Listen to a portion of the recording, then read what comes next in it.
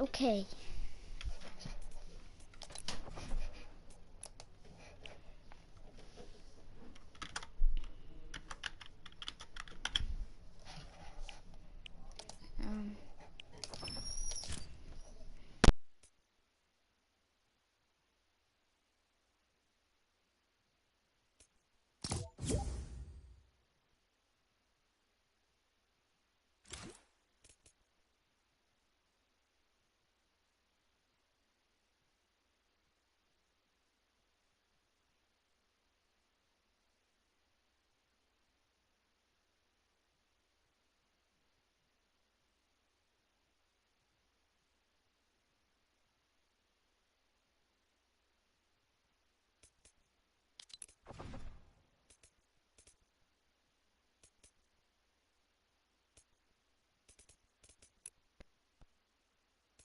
Movement towards experiential celebrity interviews. Do you think all those years clicking with wrestlers in the ring, do you think that gives you an advantage when it comes to building chemistry with a TV show or podcast guest? You know, being Stone Cold Steve Austin back in the day, a lot of people think this guy's a little bit wound up. He's a little bit over the edge. He's crazy. You know, he's always mad. He drinks a lot. I drink a little bit. But I enjoy meeting people. I enjoy.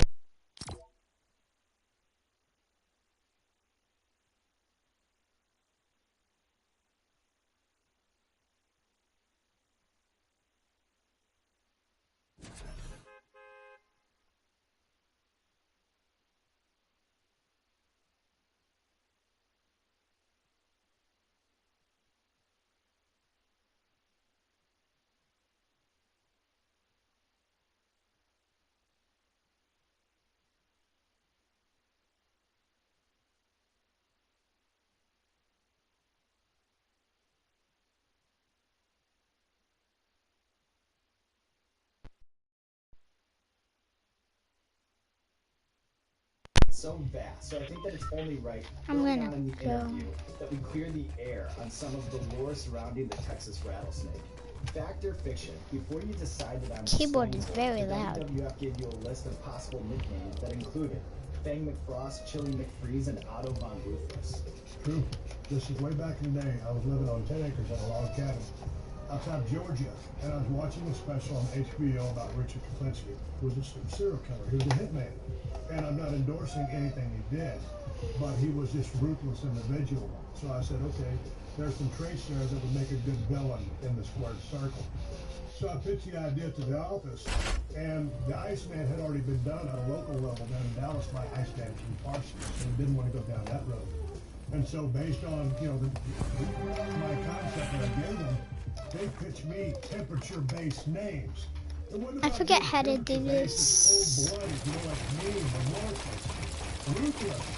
And so I was like, you gotta be kidding me.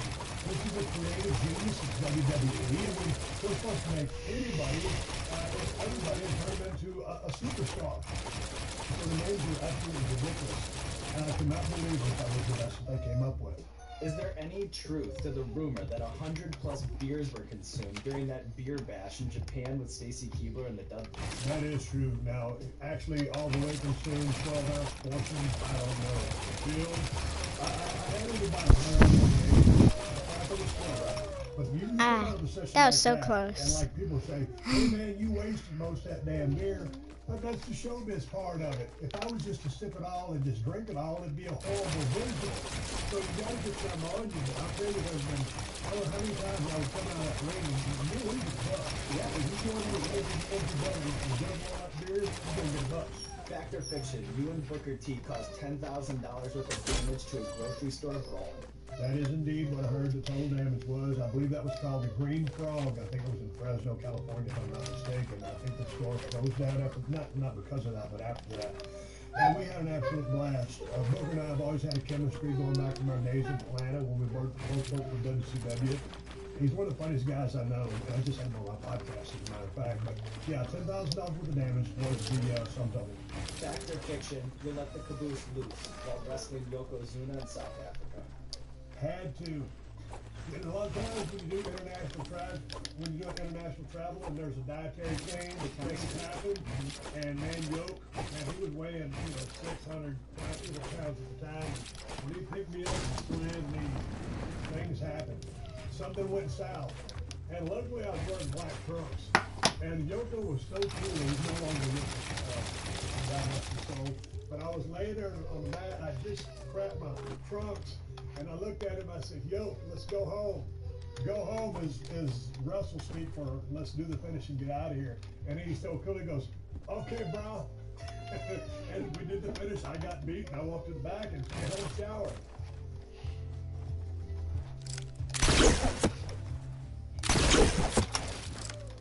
I don't want to be level 3 to be the one that makes me have a Yokozuna moment. The seed finale is all crazy What's our language parameters? You can go Stone Cold Unleashed here. Okay, I don't want to go crazy. This is starting to get a little out there. I better put the tongue on that one. And I know that you're a driver's ed teacher as a senior at North Texas. Do you have a biggest driving pet peeve?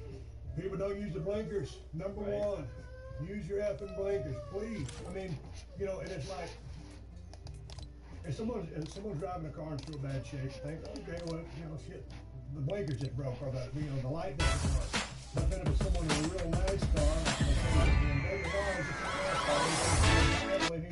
he doesn't have to use his blinkers. But that's my number one pet peeve. Use your effing blinkers, please. And then, do you still have a problem with rats on the ranch? You know, for a while there, they were chewing up your Chevy trucks and Polaris Rangers. They were a severe problem. We never defeated them. I sold the ranch about 3 years ago, and we're now based out of Nevada. Of course, I'm now fortunate enough to be driving Kawasaki mules, and they don't touch my mules because there's not as many up there for some reason, and we have a bunch of cats. Anybody in South Texas or in the remote areas, you know, are dealing with rats, and they are a real problem. You go out there to fire up your car, sometimes it won't fire, your lights don't fire, so you always keep the hood up. You know, you put steel wool in your tailpipes. You do the things you can do. Best thing is, buy cats. Pro tips from Stone Cold Steve Austin. Are you ready to move on to number 4? Yeah, you reading me, Emma? In your eyes, I can see it. Look at it, but why are you being scared now while you're this ain't his first rodeo?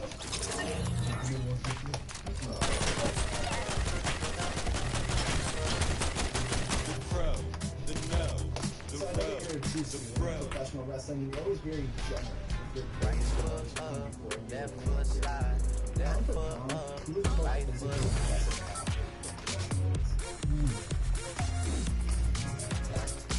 I know a kid back in the day, was very cutting edge.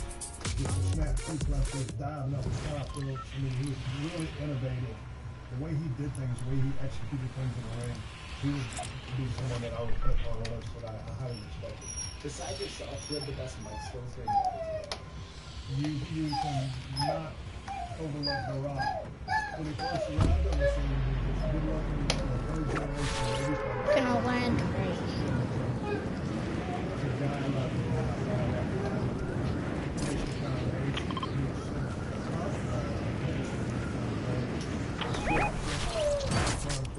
third person, working that eyebrow, and he electrified and captivated crowds with his catchphrases, his cadence, and his language, and his message, and calling everybody jabroni, knowing your role. So, yes, I was an outstanding promo in my own right. I had my own style. Which is respect, attention, and understood the response that he was looking for from them. Who had the most insane pre-match ritual? I don't know who had the most insane, but who had the simplest was Jake the Snake Roberts. Because it's back in the day when he carried the snake in the bag, the snake would be laying on, say, a trash can with a flat top, or maybe on the floor. And Jake would be walking around, he never went to the gym, he would be smoking a cigarette. And all of a sudden, they'd hit Jake's music. He'd take a final drag off that cigarette, crush it out with his foot, throw the snake over his back, and just walk to the ring. No warm-up, no nothing. That's how he did it, dragging on the cigarette. And once Jake got in the ring, he commanded your respect, and he had his presence about it. He was one of the most economic, efficient workers out there, where he didn't do a whole lot, but everything he did meant something, and he was always working for that DDT. So he was phenomenal in that right. But the simplicity of his warm-up routine would stand out more than naked pictures would be more like a band.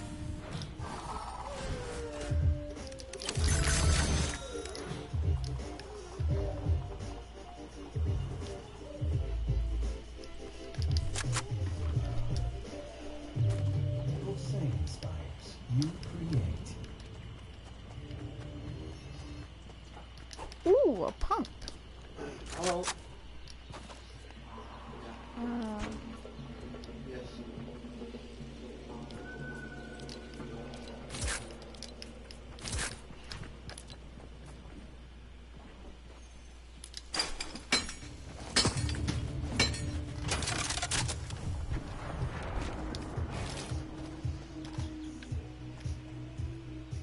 Stone Cold, we have a recurring segment. I also call this really nice one where we deep dive on our guest Instagram, pull interesting pictures that need more context. So I'll bust out the laptop. I'll show you the picture. You just tell me the picture. So, right on it?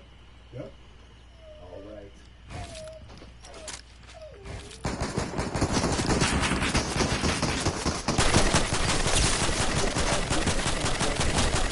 In all your years in business, have you ever flipped a tractor and been bitten by a snake? When you think about broken skull and the near emergency situation, there's a few times when mowing the pile Oh my god.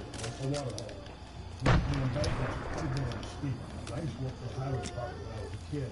So I used to drive on overpasses and stuff like that on the sides of highways. There's a kind of a puffer factor in the bottom. And you're dragging a 15-foot batwing shredder behind you, which kind of gives you a little bit of a motion of gravity and keeps you anchored to the ground. But just the fact that if you hit a hog wall or something like that, you just know that tractor's going to flip over and your ass is going to be upside down in the water. It ain't nobody going to get you out of there. So many near cases of that are just puffer factor. Never got bit by a rattlesnake. Heard a few, and they have a very distinct rattle when you're walking through deer stand, and all of a sudden it's rattling at you, kind of that come to Jesus. Holy. And I don't hear very well, but you know, can hear that. I can hear a damn rattlesnake, you know, like I know that it's business. What do you remember about meeting Muhammad Ali? Paul Orndorff is the guy right there. He actually took a pair of boxing gloves to get Muhammad Ali to sign them. But Muhammad Ali was such a great boxer than ever lived. Such a charismatic personality that he had this worldwide knowledge of wrestling. I've never met anybody that said anything bad about Muhammad Ali because he was just universally loved by literally everyone.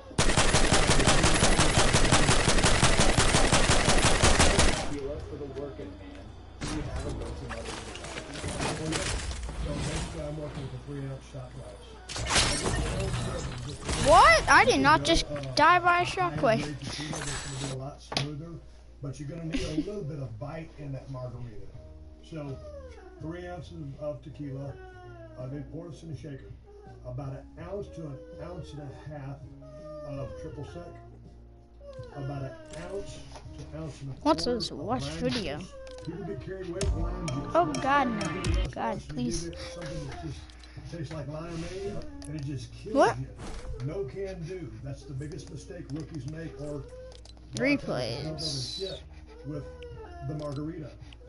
Just a spray of agave nectar and just a few drops.